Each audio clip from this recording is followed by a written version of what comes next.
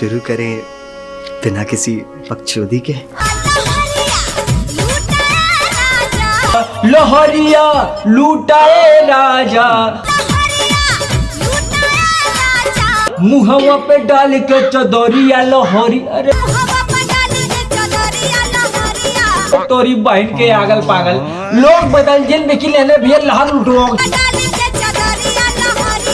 अरे दादा रे दादा, भैया लोग बदल जिन लेकिन कहा लेने बंक तो नहीं ना जाए। नव का जुग के है दीवाना, भैया लोग बदल देंगे बक्सो नहीं बदलेगा। हम चाहते तुक्का लगे, भोजपुरी में कुछ बवाल मचे।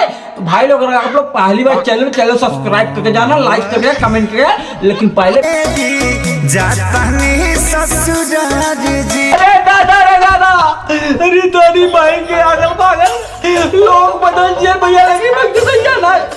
सखी सब हमारे जी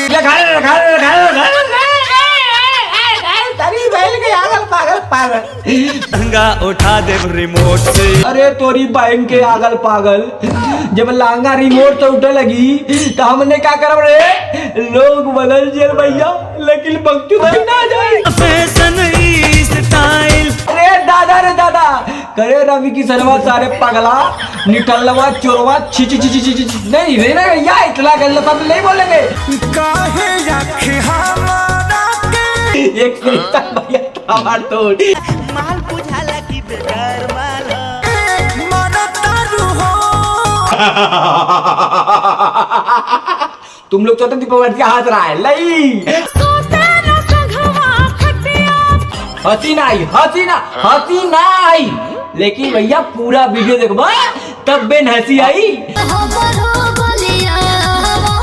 जो बवाल है 6 साल से कार खींच रहे, कैरी मिनाटी हमको क्या करता है? फॉलो करता है। आपको दिक्कत तो नहीं? और मेरे वजह तो लाखों रुपए छाप रहा है, लेकिन लौड़ा छाप रहा है। आई भोजपुरी गाना सुनो।